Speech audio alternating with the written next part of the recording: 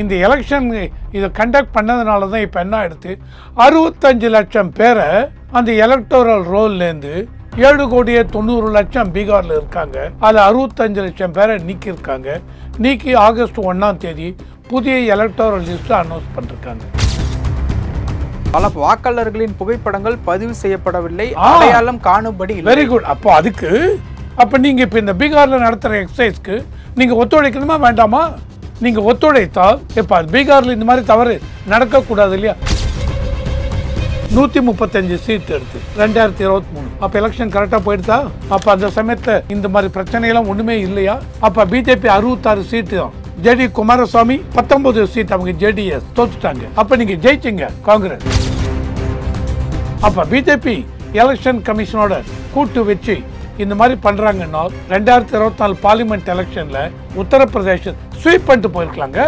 2024 parliament எலெக்ஷன்ல 242 தொகுதி தான் பிஜேபி ஜெயிச்சது.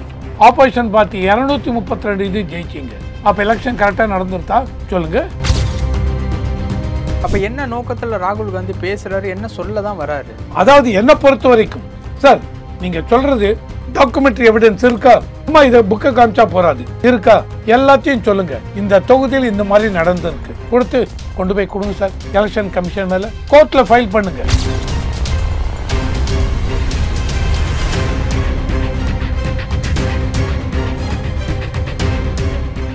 ரியலோ நேயர்களுக்கு வணக்கம். இன்று நம்மளுடைய நேர்காணலுக்கு அரசியல் விமர்சகரான திரு ரவிசங்கர் அவர்கள் இணைஞ்சிருக்காங்க. சார் வணக்கம். வணக்கம். வணக்கம். எப்படி சார் இருக்கீங்க? நல்லா இருக்கு. சமீபத்தில் ராகுல் காந்தி அவர்கள் ஒரு ப்ரெஸ் மீட் கொடுத்திருந்தார். அந்த ப்ரெஸ் மீட்டில் அவர் சொன்ன சில விஷயங்கள் கொஞ்சம் பேசும் பொருளாக ஆக்கியிருக்கு அப்படின்னு நம்ம சொல்லலாம். ஆரம்பத்தில் அவர் சொன்ன ஒரு விஷயம், வாக்காளர் பட்டியலில் 40,000த்திற்கு அதிகமான போலி முகவரிகள் உள்ளனர் அப்படிங்கிற ஒரு விஷயத்தை சொல்லியிருக்காங்க. தேர்தல் நடவடிக்கைகள் தொடர்பாக பல்வேறு சந்தேகங்கள் உள்ளனர். தேர்தலுக்கு பிந்தைய கருத்து கணிப்பு வேறு மாதிரி இருந்தாலும் முடிவு பாஜகவுக்கு சாதகமாக உள்ளது. வாக்காளர் பட்டியலை பகிர தேர்தல் ஆணையம் மறுக்கிறது. மென்பொருள் மூலம் ஆய்வு செய்யக்கூடிய வகையில் வாக்காளர் பட்டியலை தர தேர்தல் ஆணையம் மறுப்பு அப்படிங்கிற ஒரு விஷயத்த சொல்லியிருக்கார். இதை பற்றின உங்களுடைய கருத்து? இது எந்த எலெக்ஷனை பற்றி சொல்கிறாரு இவர்?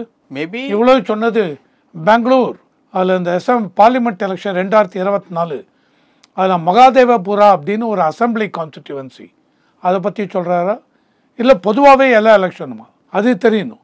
நீங்கள் இப்போ கொஸ்டின் கேட்டிருக்கீங்க, அதை பற்றி சொல்லுங்களேன். இவர் எதை பற்றி கேட்குறாரு? மேபி 2024 பார்லிமெண்ட் எலெக்ஷனை பற்றி சொல்கிறாரு. Okay, very good. 2024 parliament election அவர் பர்டிகுலராக பாயிண்ட் அவுட் பண்ணது பெங்களூரில் மகாதேவபுரா அப்படின்னு அசம்பிளி கான்ஸ்டிடியூவன்சி. ஏன்னா ஒரு பார்லிமெண்ட் அப்படின்னா 5-6 அசம்பிளி கான்ஸ்டிடியூவன்சி சேர்ந்தது அந்த பாராளுமன்ற தொகுதி. அதில் இந்த மகாதேவபுரா அசம்பிளி கான்ஸ்டிடியூவன்சியில் இவர் சொல்கிறது 1,14,046 ஓட்டு இவங்க ஃப்ராடுலண்ட்டாக ஆட் பண்ணிருக்காங்க அப்படின்னு. அந்த மாதிரி அந்த செக்மெண்ட் மகாதேவபுரா அசம்பிளியில் அவ்வளோ ஓட்டு அந்த அசம்பிளி செக்மெண்ட்டில் இவங்க அதிகமாக லீடு எடுத்ததுனால 32,000 ஓட்டு வித்தியாசத்தில் அந்த பார்லிமெண்ட் எலெக்ஷனில் அந்த இடத்துல ஜெயித்தாங்க பெங்களூரில் அப்படிங்கிறது இவருடைய கொஸ்டின். இதையும் தாண்டி அவர் பார்த்தீங்கன்னு வச்சுங்க சார், இந்த மாதிரி இருக்குன்னு சொல்கிறீங்க. இப்போ எக்ஸசைஸு பீகாரில் special intensive revision SIR sir, அது இப்போது எலெக்ஷன் கமிஷன் பீகாரில் நவம்பரில் எலெக்ஷன் வரப்போகுது, அதுக்காக கண்டக்ட் பண்ணுறாங்க. இந்த எலெக்ஷன் இதை கண்டக்ட் பண்ணதுனால தான் இப்போ என்ன ஆகிடுது, 65 லட்சம் பேரை அந்த எலக்டோரல் ரோல்லேருந்து 7,90,00,000 பீகாரில் இருக்காங்க. அதில் 65 லட்சம் பேரை நீக்கியிருக்காங்க. நீக்கி ஆகஸ்ட் 1ஆம் தேதி புதிய எலக்டோரல் லிஸ்ட்டு அனௌன்ஸ் பண்ணிருக்காங்க. எதனால் நீக்கியிருக்கோம் அப்படின்னு இவங்க சொல்கிறாங்க எலெக்ஷன் கமிஷன். என்ன அப்படின்னா 22 லட்சம் பேர் இறந்தவர்கள் அந்த லிஸ்ட்டில் இருக்காங்க. 36 லட்சம் பேர் பர்மனெண்ட்டாக பீகாரை விட்டு வெளி மாநிலத்துக்கு போனவங்க, அவங்க பேரும் அதில் இருக்குது. இன்னொரு 7 லட்சம் பேர் ஒரே இதில் 2-3 இதில் அவங்களுக்கு ஓட்டு இருக்குது. இதனால் இதெல்லாம் எண்ணிக்கிருக்காங்க. இதை இப்போ நீங்கள் சொல்கிறீங்க இதுக்கு அகேன்ஸ்டா, பீகாருக்கு அகேன்ஸ்டா, இல்லை குடிமக்களுடைய உரிமையை பறிக்கிறீங்க, இந்த எக்ஸைஸே தப்புன்னு சொல்லிட்டு பார்லிமெண்ட்டில் தொடர்ந்து 2 வாரமாக பாராளுமன்றத்தை எதிர்க்கட்சிகள் முடக்குகின்றன. இல்லை, இப்போது இவர் சொல்லக்கூடிய அந்த பாயிண்ட்ஸை பார்த்தா என்ன, நேற்று நடத்தின ப்ரெஸ் மீட்டை வந்து நார்மலாக ஒரு மைக் போட்டு சொல்கிற மாதிரியான ஒரு ப்ரெஸ் மீட் மாதிரி இல்லை, ஒரு ப்ரெசன்டேஷன் மாதிரி தான் இருந்தது. இந்த இடத்துல இதெல்லாம் நடந்திருக்கு அப்படின்ட்டு ஒரு எல்இடி எல்லாம் போட்டு காமிச்சிருக்காரு. அவர் சொன்ன அந்த பாயிண்ட்டு, ஒரு வாக்காளர் பெயர் 4 வாக்குச்சாவடிகளில் இருந்தது கண்டறியப்பட்டது அப்படின்ட்டு வந்து சொல்லியிருக்காரு. சில வாக்காளர்களின் பெயர்கள் பல்வேறு மாநிலங்களில் வாக்குச்சாவடிகளில் இடம் பெற்றுள்ளன அப்படின்னு சொல்றாரு. இப்போ அதான் நான் சொல்லிட்டு இருக்கேன். பீகாரில் sir exercise, what is sir, special intensive revision, அது மூலம் இந்த மாதிரி இதெல்லாம் கண்டுபிடிச்சிருக்காங்க. இல்லாத விலாசத்தை பதிவு செய்து பல வாக்காளர்களின் பெயர்கள் பட்டியலில் சேர்ப்பு. Again sir special intensive revision பீகாரில் நடக்கிறது. 65 லட்சம் பேர் எடுத்திருக்காங்க. நீங்கள் குடிமகன் தானா அப்படின்னு ப்ரூவ் பண்ணுறதுக்கு வெறும் ஆதார் கார்டை வச்சு பண்ணாதீங்க.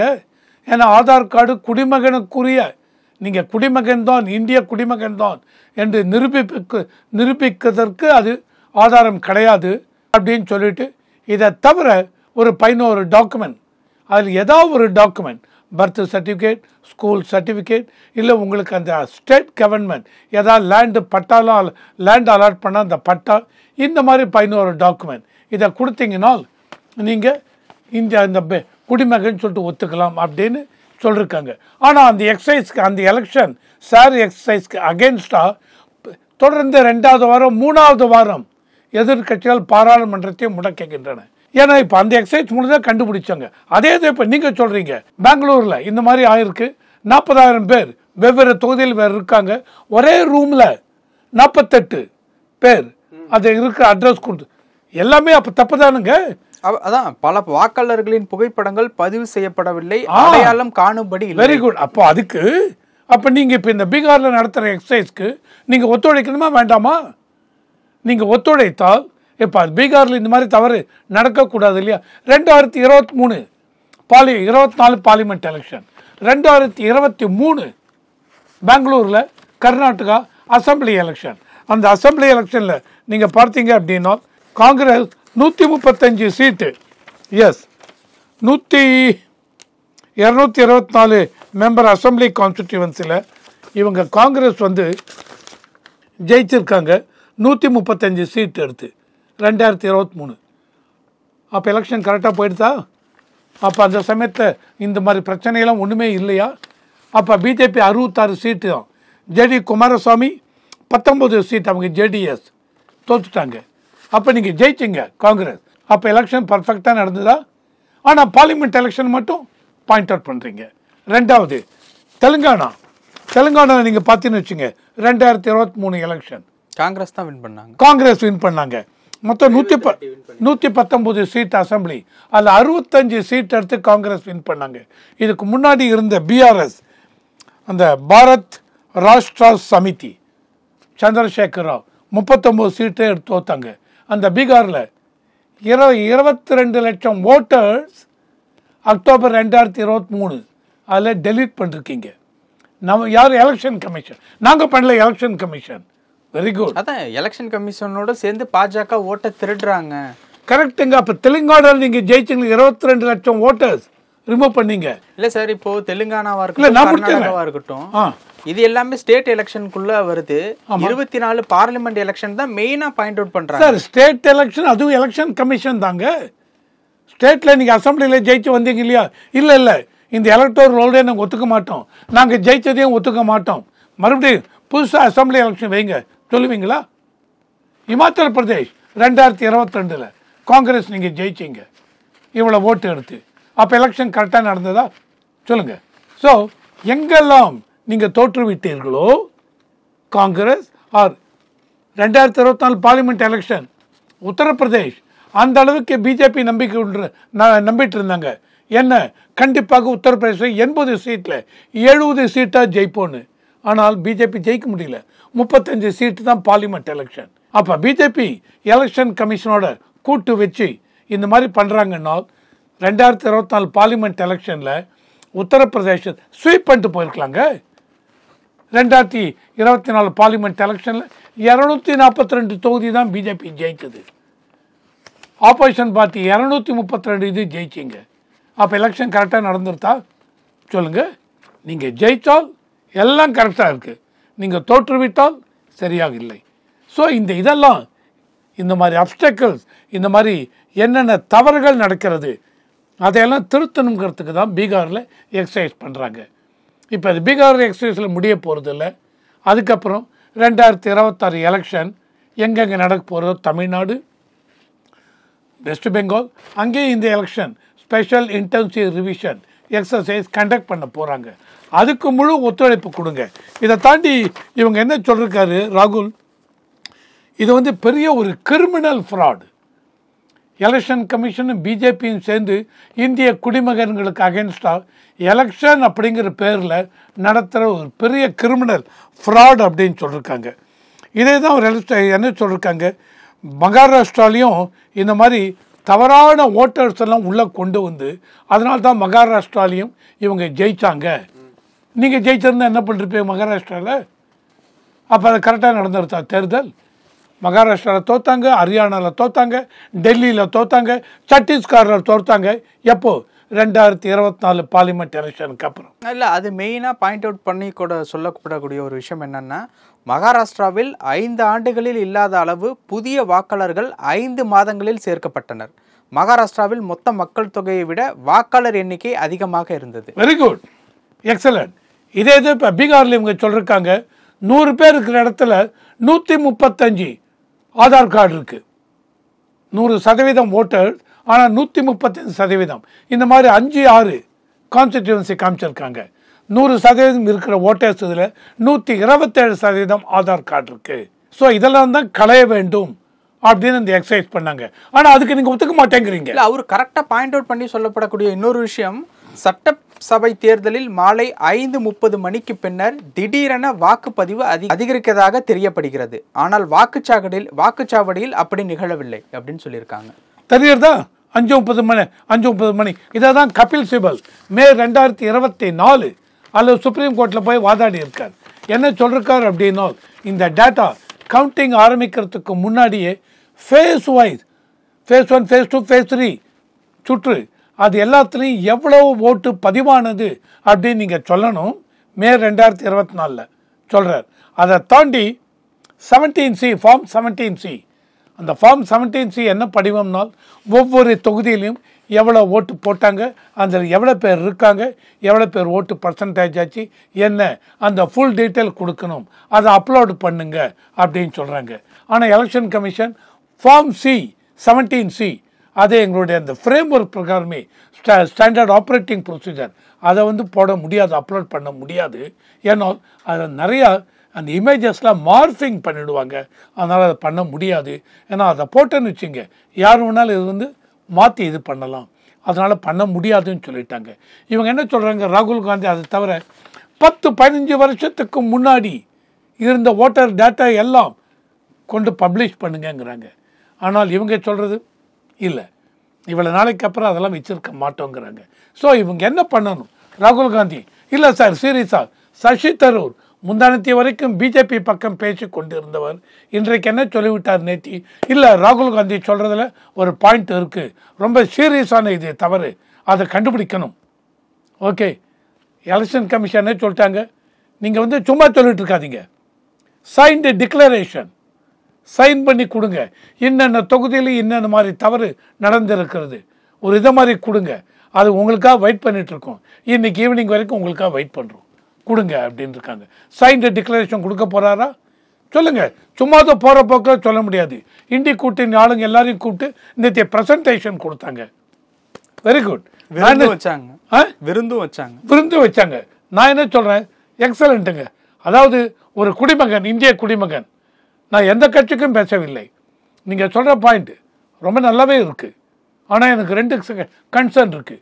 இது அப்படியே சொல்லிட்டு இருக்காதீங்க, கோர்ட்டுக்கு போங்க, கோர்ட்டில் போய் அத்தனை டாக்குமெண்ட்டையும் கொடுங்க, கொடுத்து எலெக்ஷன் கமிஷன் ஃப்ராடு பண்ணுறாங்க சொல்லுங்கள், ஒரு அஃபிடவிட் கொடுக்க போகிறீங்களா, என்னென்ன தொகுதியில் என்னென்ன நடந்தது எல்லாத்தையும் சொல்லுங்கள். 2வது, இல்லை சார் நாங்கள் இதை பண்ணும்பொழுது தான் எங்களுக்கு உரைக்கிறது. அதாவது பீகாரில் ஸ்பெஷல் இன்டென்சிவ் ரிவிஷன் ஒன்று பண்ணுறாங்க. அதுவும் இதே தானே, தவறான ஓட்டர், இந்திய குடிமகன் இல்லாதவர்கள் ஓட்டு போடக்கூடாது அப்படிங்கிறதுக்கு அது பண்ணுறாங்க. நாங்கள் தவறாக ஒரு 2 வாரம் 3வது வாரமும் தொடர்ந்து பாராளுமன்றத்தை முடக்குகிறோம் அப்படின்னு சொல்லுவீங்களா? சொல்லுங்க. அதை சொல்ல மாட்டேங்கிறீங்க. ஸோ இதில் பிஜேபி என்ன சொல்கிறாங்க? இல்லைங்க, இவங்களுக்கு எப்படி இருக்குது அப்படின்னால் எலெக்ஷனில் இவங்க ஜெயித்தால் எல்லாம் கரெக்டாக நடக்குது. இப்போ சொல்லுங்கள், பாராளுமன்றம் 232 தொகுதி ஜெயிச்சிங்க 2024 கரெக்டாக நடந்ததா? அப்போ என்ன நோக்கத்தில் ராகுல் காந்தி பேசுகிறாரு, என்ன சொல்ல தான் வராரு? அதாவது என்னை பொறுத்த வரைக்கும் சார், நீங்கள் சொல்கிறது டாக்குமெண்ட்ரி எவிடன்ஸ் இருக்கா? சும்மா இதை புக்கை காமிச்சா போகாது, இருக்கா? எல்லாத்தையும் சொல்லுங்கள். இந்த தொகுதியில் இந்த மாதிரி நடந்திருக்கு, கொடுத்து கொண்டு போய் கொடுங்க சார் எலெக்ஷன் கமிஷன் மேலே. கோர்ட்டில் ஃபைல் பண்ணுங்க. ஸோ சுப்ரீம் கோர்ட் அவங்க உள்ளே வரட்டும், அவங்க உள்ளே வந்து சொல்லட்டும். இல்லை இது தவறான செய்தி நீங்கள் பரப்புகிறீர்கள்னா சுப்ரீம் கோர்ட் ஸ்ட்ராங்காக கண்டெம் பண்ணணும். ஆனால் ஒரு குடிமகன் என்னை பொறுத்தவரை எந்த கட்சியை ஜெயித்தாலுங்க எலெக்ஷன் நேர்மையாக நடக்க வேண்டும். ஆனால் எலெக்ஷன் நடக்கிறதுக்கு முன்னாடி இப்போ பீகாரில் நடக்க போகிறதுங்க இந்த எக்ஸசைஸில் தவறுகள் இருக்கா?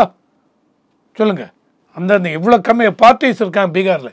இது வரைக்கும் ஆகஸ்ட் 1ஆம் தேதி ரிவைஸ்டு எலக்டோரல் ரோல் 7,90,00,000 இருந்ததை தவறு என்று 7,13,00,000 என்னமோ திருத்தி வெளியிட்டிருக்கார்கள். இது வரைக்கும் ஒரு அரசியல் கட்சியும் பீகாரில் இதுக்கு அகெயின்ஸ்டாக கம்ப்ளைண்ட் பண்ணலை. அப்போ இந்த எக்ஸசைஸ் கரெக்டுன்னு ஒத்துக்கிறீங்களா என்ன?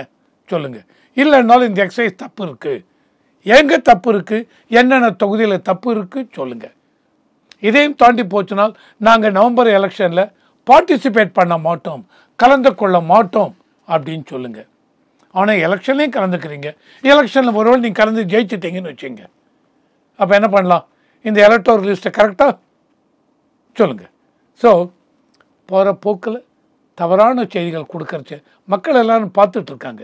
என்ன மாதிரியே மற்ற மக்களும் கேட்பாங்க, ராகுல் காந்தி நீங்கள் சொல்கிறது கரெக்டாக, தைரியமாக கோர்ட்டுக்கு போங்க. உங்கள் மூலம் ஒரு பெரிய கான்ஸ்டிடியூஷனையே நீங்கள் காப்பாற்றினீங்க, பாராட்டு உங்களுக்கு வரும். கோர்ட்டுக்கு போங்க, கோர்ட்டில் போய் சொல்லுங்கள். போவீங்களா? இந்த டேட்டா ஃபுல் டேட்டாவை சுப்ரீம் கோர்ட்டில் ப்ரெசென்ட் பண்ணுங்கள். ப்ரெசென்ட் பண்ணி எலெக்ஷன் கமிஷன் இந்த மாதிரி பண்ணுறான்னு சொல்லுங்கள். அதுக்கு தான் எலெக்ஷன் கமிஷன் கேட்குறாங்க. கொண்டாங்க சைன்டு டிக்ளரேஷன் ஃபார்ம், ஓத்து எடுத்து சொல்லுங்கள். இதையும் தாண்டி நீங்கள் கொடுத்த டேட்டாவில் தவறு இருந்தால் உங்கள் மேலே ஆக்ஷன் எடுப்பாங்க. ஏன்னா நீங்கள் என்ன பண்ணுறீங்க, மக்கள் மனதில் சார் மதத்தை பற்றி பேசக்கூடாது, ஒரு இதை பற்றி பேசக்கூடாது, லா அண்ட் ஆர்டர் சுச்சுவேஷன் தவறாயிடுனால் இந்த மாதிரி தவறான ஒரு தகவல் அதை பரப்பி விட்டீர்கள். அதனால் மக்களுக்கு தேர்தல் கமிஷன் மேலேயே, எலெக்ஷன் கமிஷன் மேலே நம்பிக்கை போய்விட்டது என்றால் தேர்தல் நடக்கிறது இல்லையா, அது மேலேயே மக்களுக்கு நம்பிக்கை போய்விடும். அந்த தவறான ஒரு நம்பிக்கை மக்கள் மனதில் பரப்பக்கூடாது. அப்போ நீங்கள் என்ன பண்ணணும்? நான் இதை பற்றியே பேசவே கூடாது. கண்டிப்பாக பேசுங்க. Leader of opposition, you got all the right to talk about. ஆனால் ஃபுல் டாக்குமெண்ட்ரி எவிடன்ஸ் கொடுங்க, கோர்ட்டுக்கு போங்க. கோர்ட்டு மூலம் நாளைக்கு இல்லை நீங்கள் சொல்கிறதெல்லாம் தவறு, ஒரு ஓத்து எடுத்துட்டு அதுக்கிட்ட தவறாக சொல்லிருக்கீங்கனால் அவங்க சுப்ரீம் கோர்ட்டோ எந்த கோர்ட்டோ உங்களுக்கு அதனால் ஆக்ஷன் எடுத்தாங்கனால் அதுக்கு நீங்கள் தயாராக இருக்கும். This is very important. பல விஷயங்கள் பகிர்ந்துக்கிட்டீங்க. நேரத்துக்கு ரொம்ப நன்றி சார். நன்றி.